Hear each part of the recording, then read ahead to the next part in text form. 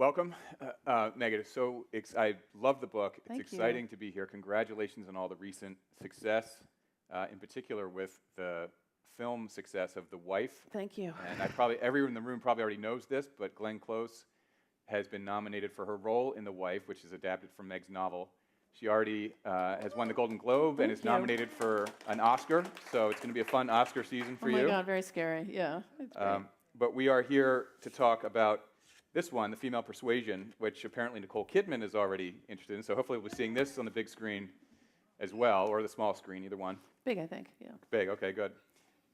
And a couple quick reviews I just want to read about the Female Persuasion. A prescient marriage of subject and moment that addresses a great question of the day.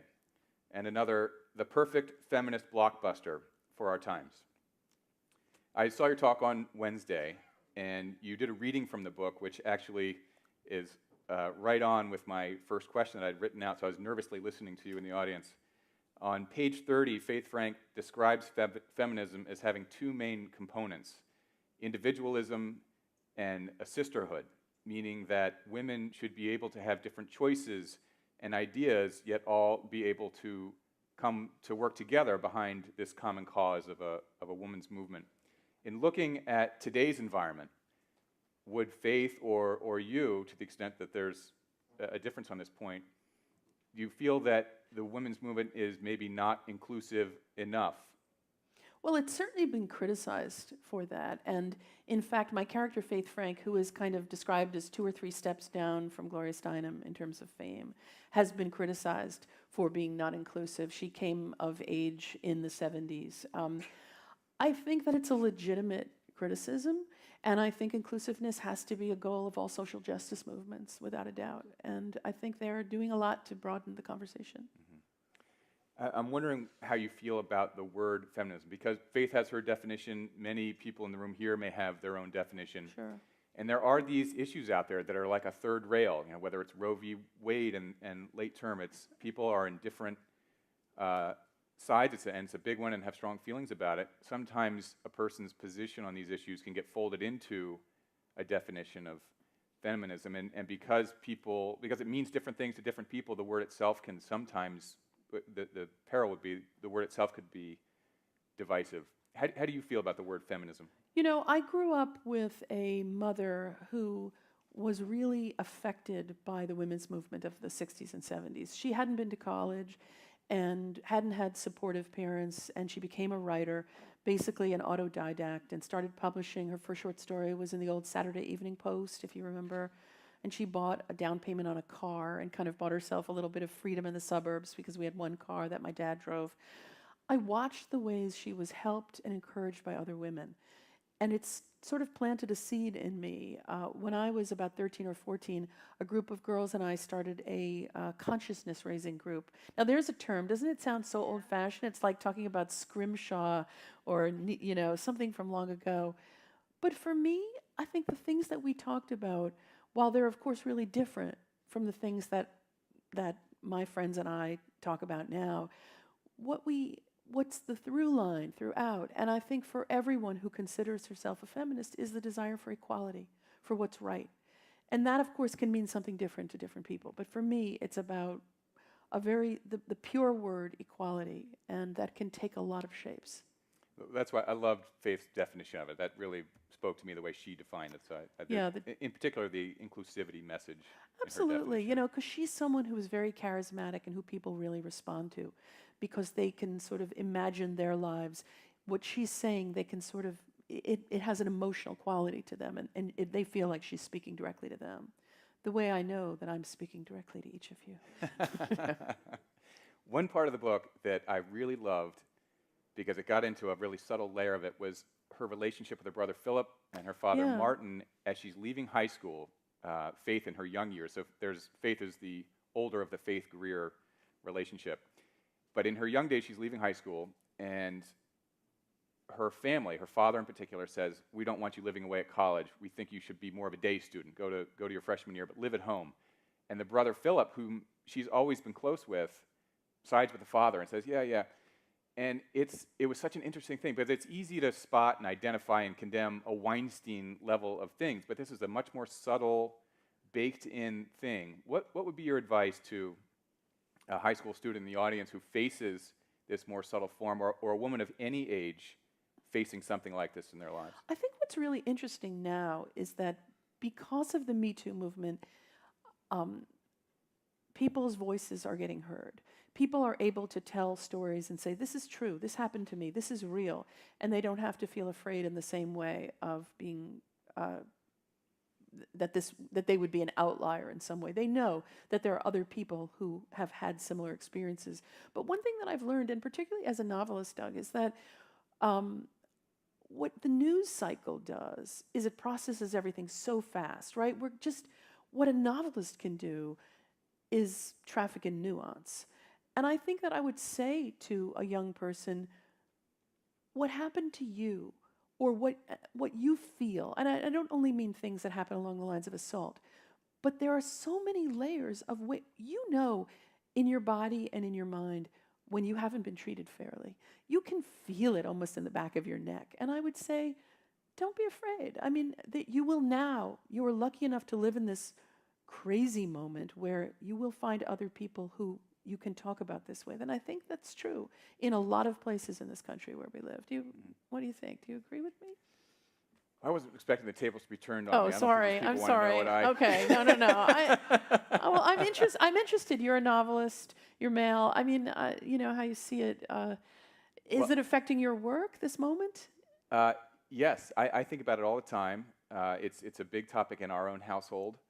And I also feel that fiction is a more powerful way to explore real-world issues even than nonfiction. Because you can read a quick article and you get it, but if you can explore it through a character that you connect with, then you're almost getting more of a primary experience. And I think fiction could be a much more powerful tool than some newspaper article. I completely agree, because it's not meant to be disposable. I mean, you're not writing the novel that then will disappear tomorrow with a little luck, because I mean, I wrote this book.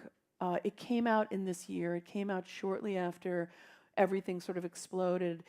And people asked, like somebody asked me in an interview, did you write this book after the Me Too movement? I was like, what? Like I would have had to have gotten 10 people in a room and everybody would take a different chapter and we'd do it really, really fast.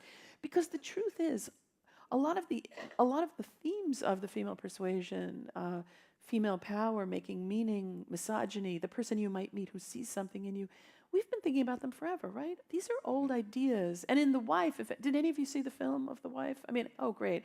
Because those ideas about invisible women are old too. And I think that fiction, I've joked that, in this time of the hot take, I want to be the master of the warm take. And that's what fiction, I think, can let you do. Yeah. Because I don't want to take sides. I want to say again and again, what is it like? What is it like for these women? I don't, I'm not one of these women or another. I'm not trying to judge them. I'm just trying to make them as real as I can and imagine what it's like for them. So as you say, it's been going on for years, and against this very long-term backdrop of the women's movement, you have this great intergenerational relationship between Faith and Greer, who I think about 45 years apart in age. And you also talk about the cycles. So Faith's magazine in her younger years is sort of cool and on the edge, but years later is a little tired, and you have this description, finger sandwich feminism.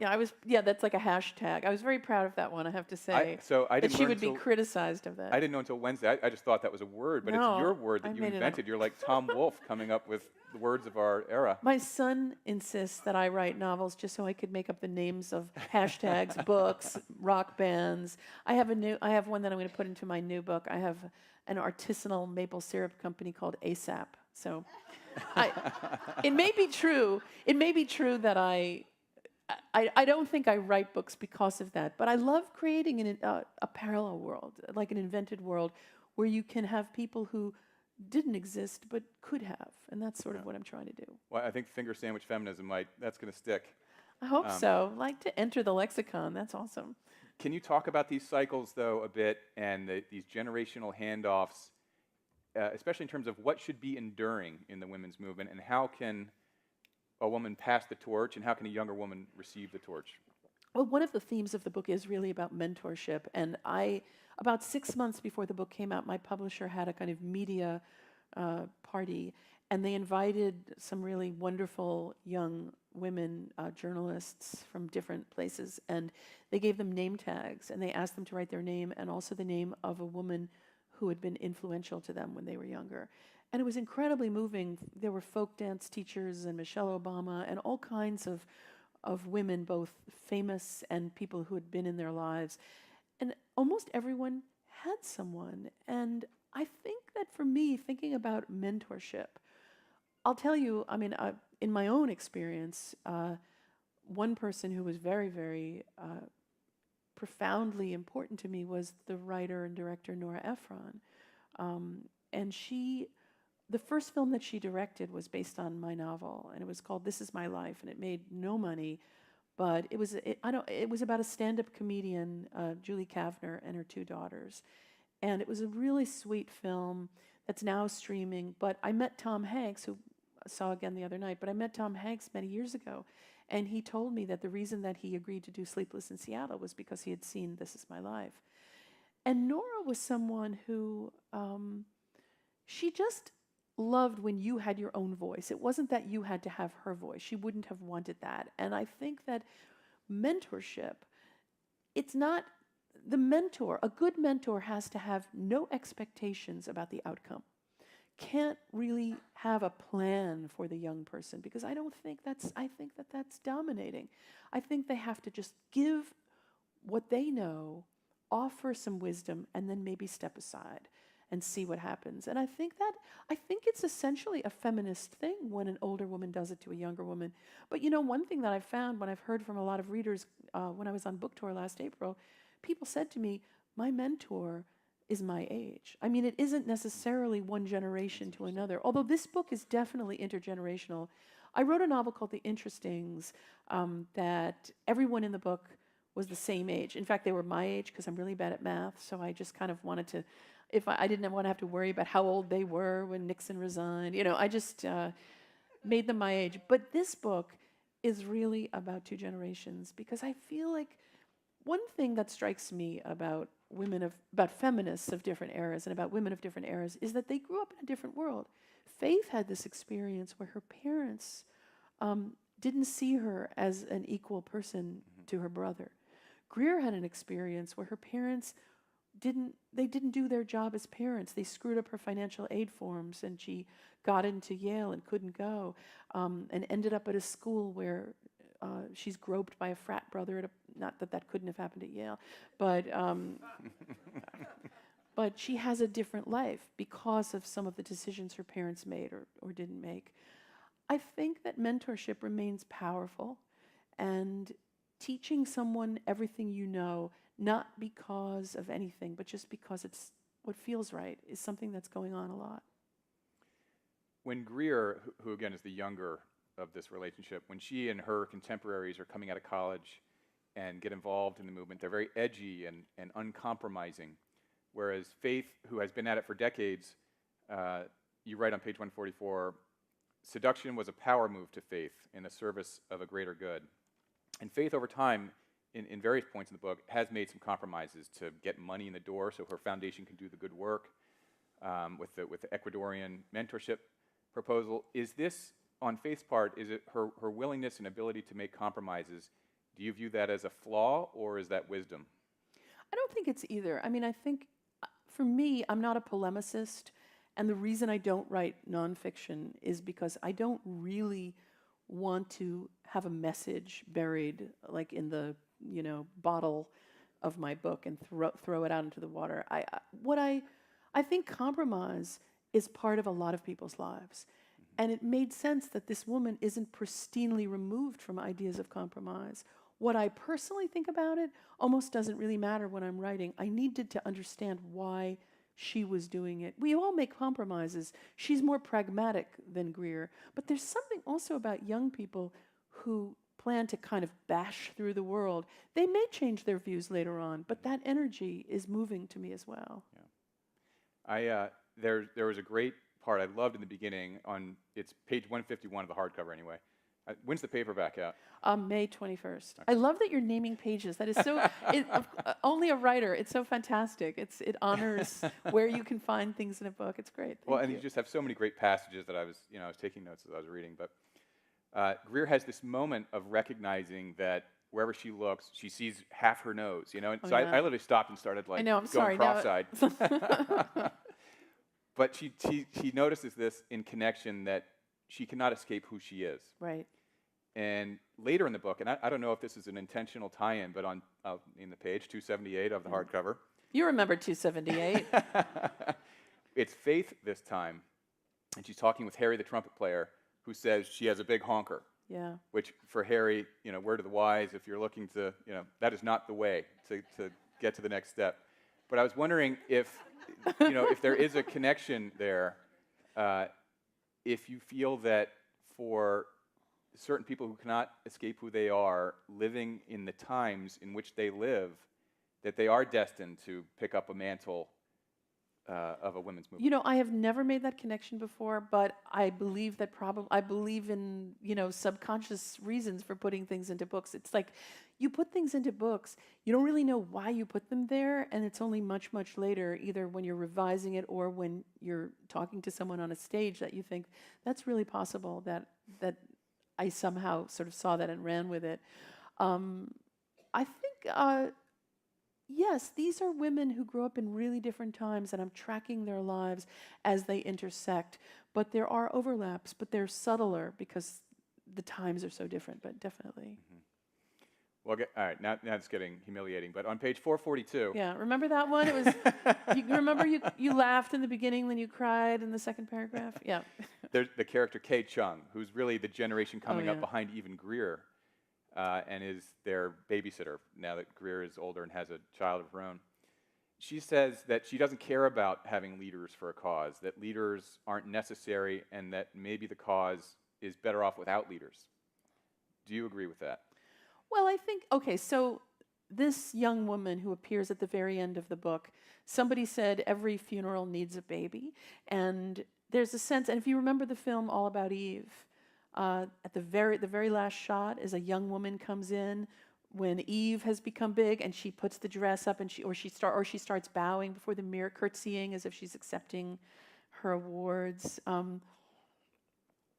love the idea of thrusting us forward at the end of this book into this moment that I describe as the big terribleness. I don't name what that is, but it's there's been an election, I'll just say that, and we've moved into this time.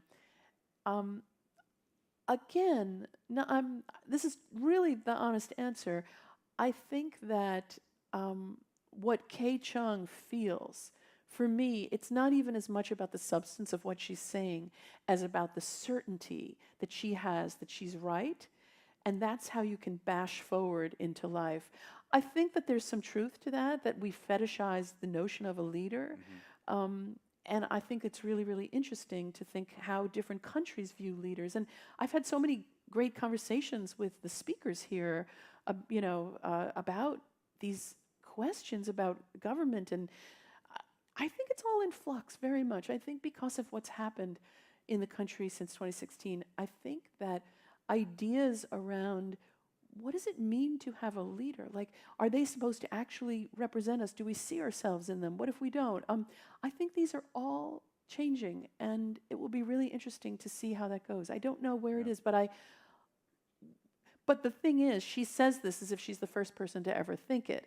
And of course, Greer thinks Faith said that women thought that back in the 60s too. So a lot of it is cyclical, and you have to get that fire in you to become an activist, to become someone who makes a political life for herself. I think the fire needs to be there, and a sense of you're the first one to get there probably has to be there in the beginning. Maybe everybody needs to be a leader for at least a moment, and then there are so many micro movements that lead to a greater movement. But clearly, you're a leader, and taking a big role in thought leadership for the... Well, as a writer, I mean, it's... writers are like mostly, we're just sitting at home in a bathrobe and eating hummus in the middle of the day. That's really, I'm the leader of hummus eating. What color is your bathrobe? It is a pale pink.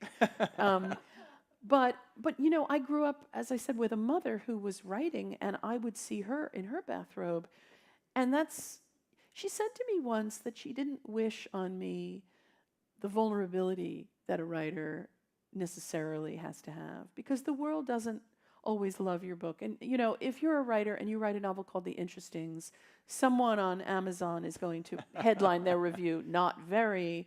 And of course, other people will write, this book arrived ripped 1 star.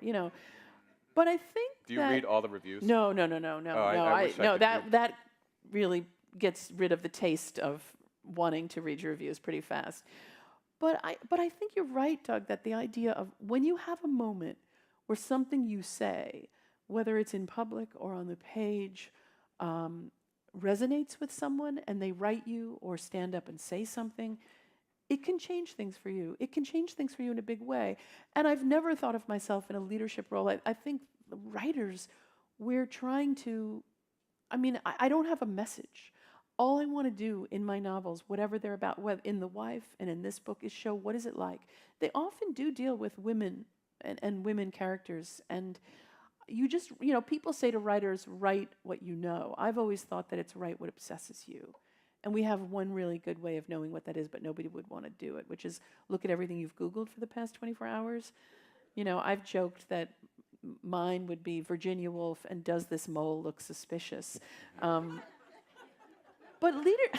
leadership comes about, I think, when you're not afraid to say, maybe I have something to say, and you sort of test it out. You have a little trial balloon. And if someone responds, you might say it a little more. I've been shy. I like Greer in the book, who is very hot-faced. I started off that way too. But it's like a long curve to move away from that. Yeah. I know what you mean. I think a lot of writers, if you come down really hard with a point of view in a book, that's more of a conversation ender. And I think a lot of writers are trying to start conversations. And it's fine to pose questions and answer some of them, but you don't necessarily need to come down with your viewpoint or answer every question. You really want to be thought-provoking and start conversations. Absolutely. I've always said that I think there are 4 kinds of books that people often want to read. One is, as you say, the conversation starter, the cultural conversation, like a Jonathan Franzen book, like when The Corrections came out, that people would read it because they, among other reasons, knew that they could talk about it with people when they went to dinner, and that would be one kind. Another kind is the book that teaches you something. Often these are historical fiction. I remember reading Memoirs of a Geisha and learning about this world that I'd never known anything about. The third kind, I think, is the book that's not like anything else. And 2 examples that come to mind are The Life of Pi or The Curious Incident of the Dog in the Nighttime. But then there's the last one, and sometimes books fall into a couple of categories. And the last one that people have said that my work to some degree falls into is the book in which you see yourself. And sometimes I hear from people because they say, that's right, I was that way. And it's interesting to see why we read fiction, as opposed to why we read nonfiction or why we need to keep abreast of the news. It's been written about and that people who read fiction have a greater capacity for empathy. But for me, fiction teaches me, not what has happened, but what might have. And it's in that might have where the writer's imagination can expand that I get very, very excited. Well, you're so good at developing character, I'm sure that's why someone like Nicole Kidman reads this and says, I need to do this film. Either I can see myself in there or I just connect with such a richly created character. Thank you. I think character is such a big part of things. I did an event once with the great writer Elizabeth Strout, who wrote Olive Kitteridge, and it was about character. And she said something like that when she started that book, she saw a large woman standing by a picnic table or something like that. And for me, the way in, I think novels are like advent calendars. There are a lot of ways in. The writer can open whatever door is interesting to him or her. And I often start with not a theme, but I start with like a problem. Like, what is it about female power? What is it about the person you might meet? Those questions. And I start writing, and almost immediately I saw this young woman who was very shy and couldn't speak her mind. So it's sort of like if you give a mouse a cookie. If you have a woman like that, you're going to get someone who can speak her mind, and she's going to interact with her. And then they step up and sort of take the story over and tell the story. But I think that what we remember, somebody said this, and I don't know exactly who, but what we remember of the novels we love generally isn't plot, but character. And I think that's really, really true. Toward the end, Greer's mother describes Quarry, who is Greer's love interest throughout the book and ultimately husband. Spoiler alert, sorry. Now you don't need to read it. Just go read someone else. No. Is Quarry a feminist? Well, there's a moment. So in this book and also in my novel, The Interestings, I had a character named Ethan Figman, and I loved writing these male characters. I had maybe because it was a particular challenge to do that and to get it right. I used to feel like the danger of writing a male character and kind of romanticize. Every male character would be named Sam and would have like rolled up flannel shirts with little blonde hair on the wrists, and it's like becoming kind of a little bit like a Harlequin romance of a logger, nothing like any character that was real. I think so. So Quarry, what happens to him? And again, now you really don't need to read. No, you do need to read the book. What happens to Quarry is he and Greer go to college, and her mother describes them as twin rocket ships. They're going to go really, really far. He goes to Princeton. He gets a job at a McKinsey-like consulting firm, and there's a tragedy in his family, and he comes home, and he takes care of his mother, and he does what's seen as women's work, and his life is derailed. But somebody says late in the book, he's a big feminist. Look at what he's done. I think there are a lot of ways. I would generalize it more. I'd say yes, he is, but I would also generalize and say there are a lot of ways to make meaning, and sometimes it's being a leader and getting up and speaking like Faith Frank does. When Greer meets her when she comes to the college to speak, and she's electrifying. But you know, in the book, there's a line. I think there are two kinds of feminists: the famous ones and everyone else. So people who want to make meaning, and you can extrapolate from that, not even around feminism, but about any cause that you care about. What you do in your daily life, what small gestures have had effects on other people, I think those are political.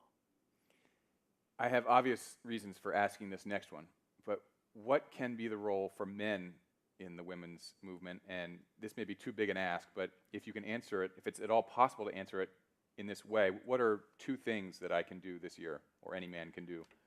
Well, I think this very close and deep listening has been really, really important. I mean, I think people have gotten angry with men who have immediately jumped in after Me Too started and sort of tried to reframe things. I think sometimes doing less is more in a way, and I think this kind of listening and being so many men who have been so surprised at what the women they loved have felt over the years. And one of the things that this is the long answer, but one of the things that I put in the book, when Greer is groped at this frat party, she has a moment that I wanted to describe because it struck me that it was so much something that every girl or woman I knew had some version of. Mm-hmm. They didn't have to have been groped, but there was a moment maybe growing up when something happened, or some man or boy said something or looked at them a certain way, and they felt, wait a minute, what just happened?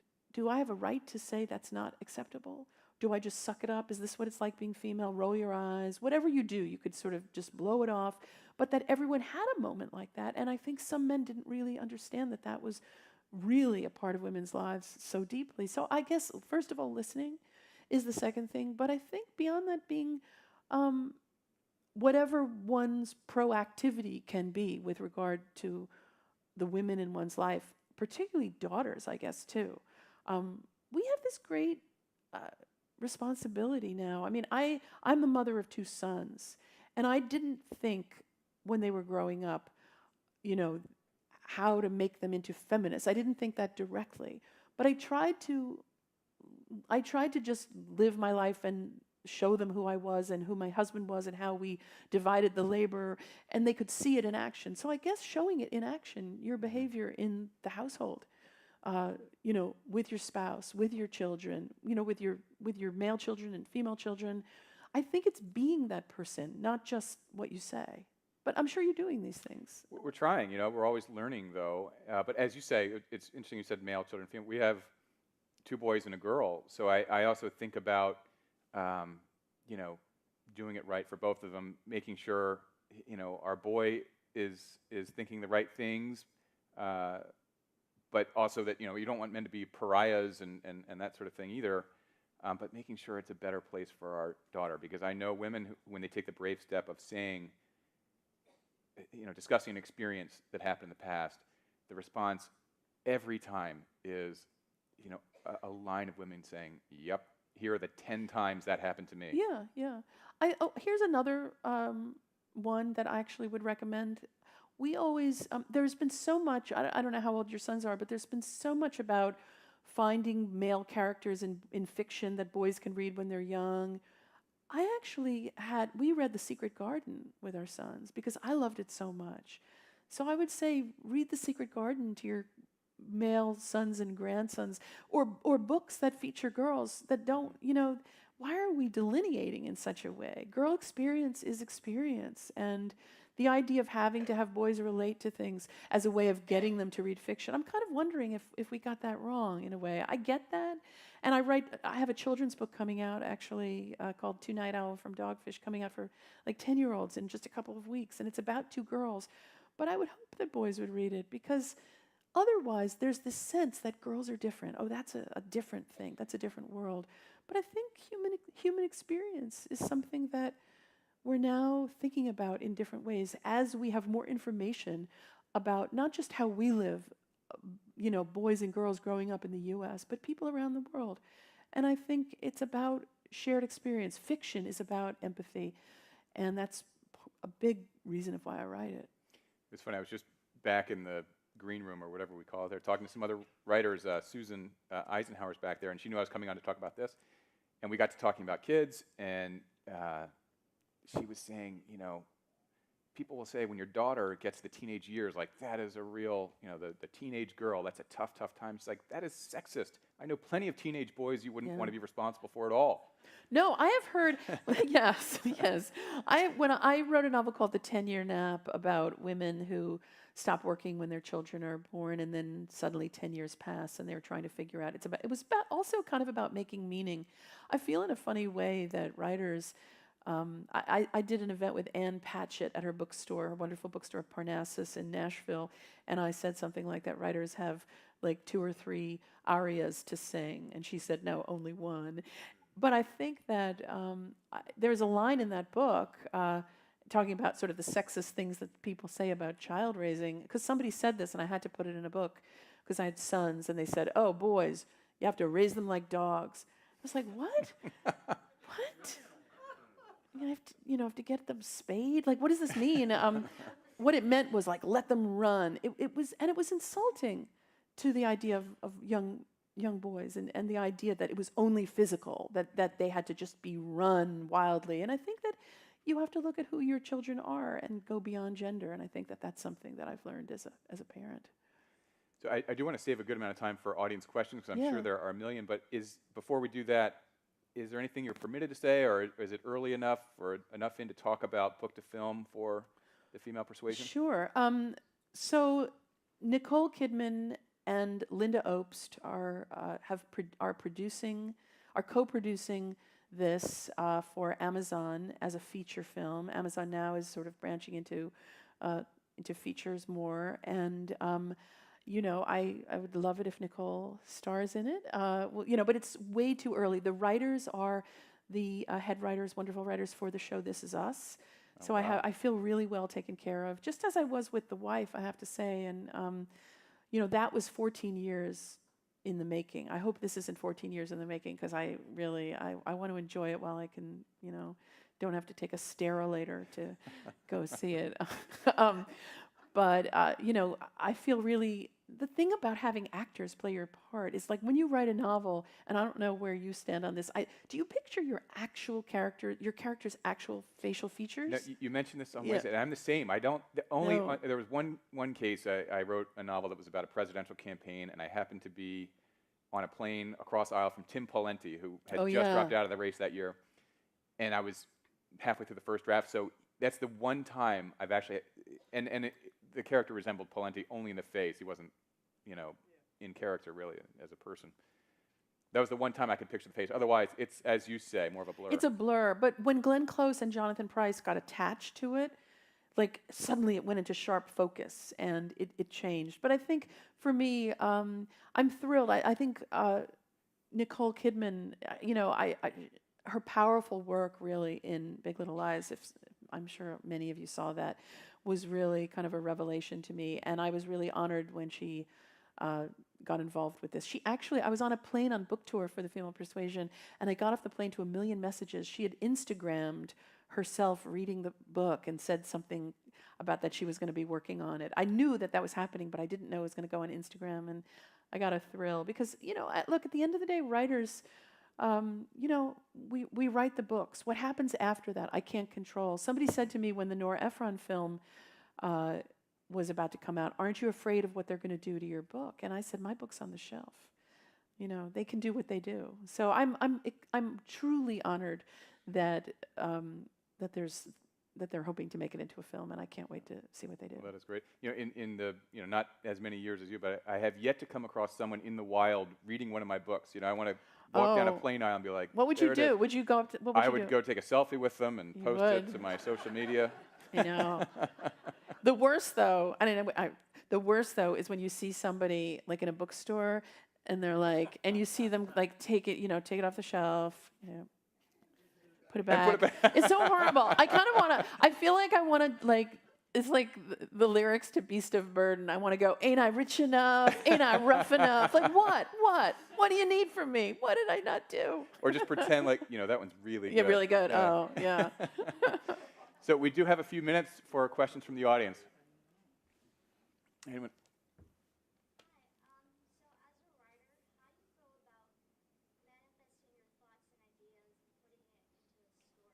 Oh, great question. As a writer, how do I go about manifesting my thoughts and ideas and putting them into a story? Story to me is plot is the least interesting part, but I recognize it needs to be there, or it would just be a kind of mass of the book of me. It wouldn't be there. I think that one thing. Are you a writer? Are you hoping to write? Okay, great. I would say think about what you think about anyway. Like, what are the things you really think about? And are some of you writing, hoping to write? Yeah, okay. Some of what you think about anyway is a great start. And once you have that idea, whether it's about, it could be like a theme, it could be something more specific, like it could be Australia, it could be money, it could be, a drug addiction, whatever it is that you've been thinking about because it might have happened to someone then you think, how can I take that and generalize from there? And who is a great character?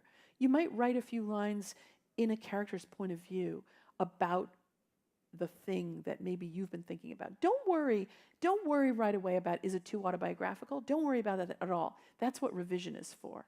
So maybe write a paragraph of something you think about a lot, and then you can start to move it away, and then story develops as you move it away from yourself, if that makes sense. Sure. Yeah.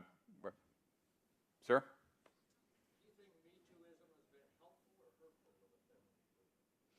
Has Me Too been hurtful or helpful to the feminist movement?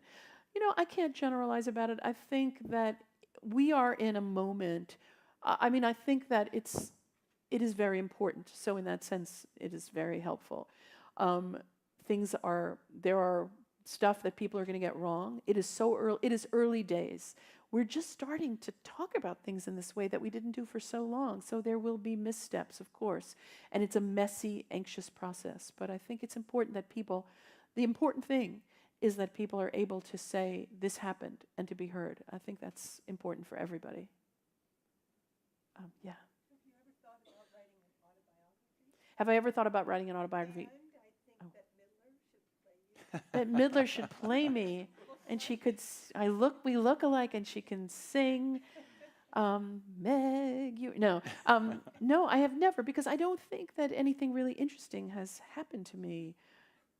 Well, I've had a movie made. No, but that's not, my friend jokes about the sort of spate of memoirs, that at this point, like, they're becoming so specialized that somebody's going to write a memoir called "My Son, the Sous Chef." I mean, like that they're going to be like so. No, I love to write fiction. It's really what I want to do, and I think everybody has their own idiom. When I have to write book reviews, which I do quite a bit, I'm not like my full self the way I think I am when I'm writing fiction. So I wouldn't really want to. Oh, sorry. Yeah. It's interesting. Yesterday, Doug was mentioning that he's an avid outliner. He outlines everything, and he was talking with Dennis Lehane, who said he doesn't Wow. do any outlining. He likes to discover the book in the process of doing it. What's your? Yeah, this was a question about outlining, and Dennis Lehane doesn't, but Doug does. I'm in the middle, actually. I have something that I jokingly call my 80-page plan. What I think works for me, anyway, and I recommend it, is I like to know what I'm writing about. So, for instance, with the Female Persuasion, I was writing about ideas around female power and making meaning in the world and the person who sees you and helps your life. And with that in mind, I will sit down, and pretty soon a character will probably pop in. I write 80 pages without worrying, what is this? Will people hate me? Is it good? Does it make any sense? And I just write and play, because we give so few nods to the idea of exploration in fiction. So I'll just sort of write for 80 pages. And I say 80 pages because it's enough pages to feel pretty good about what I have stacked up, but it's not so many pages that I will feel terrible if I have to put it aside. And then at 80 pages, I live in New York City. I'll print it out, preferably in a new font. Do you know this trick? No. Change your font, and it's like you've got a new book. It's so great.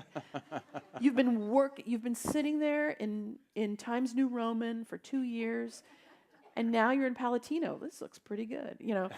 It just keeps you entertained. I'll print it out.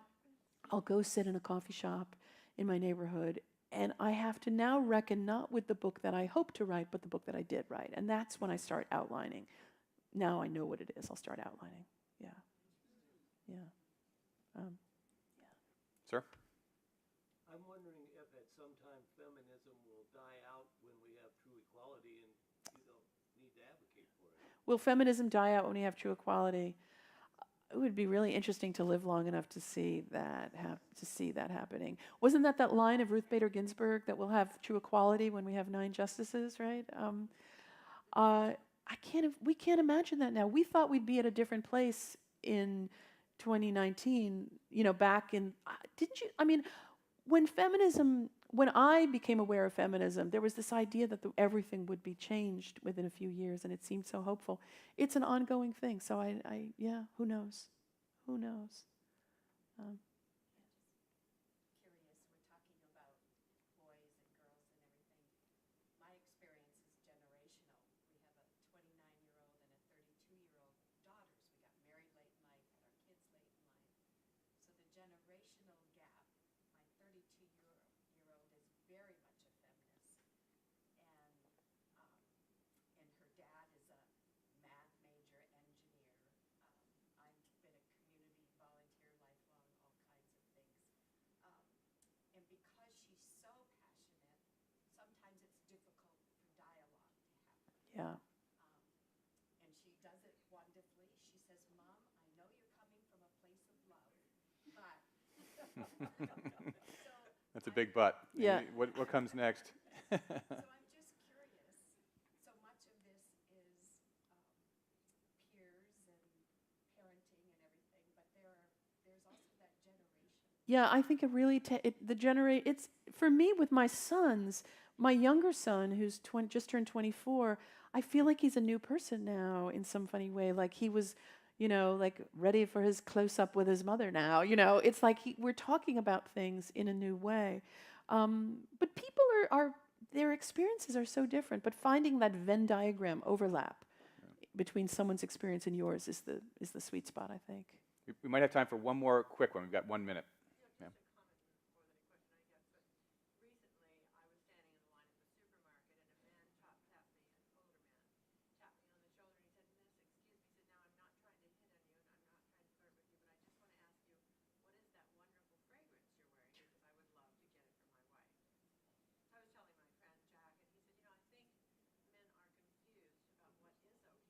Mm-hmm. nowadays because they're really so guarded as to how they will react to a woman that I think there's an identity crisis with the men relative to their manliness. Mm-hmm. What's your comment? I think that, you know, Asking if there's an identity crisis for men, how should they be acting? I think I have heard again and again men talking about how do I speak, and I think that comes back to sort of listening for a while. I think it will become clear in different circumstances, but maybe we are entering a new time. We're at the as I said, we're at the beginning of this time, and looking back on it, it's going to feel like really early days in something, I think, in Meg, change. thank you so much. Are you going to be signing books? Yes, I will sign Okay, books great. briefly. Thank you so much. Doug, That for was doing terrific. this. I really appreciate it. My Thank you. pleasure.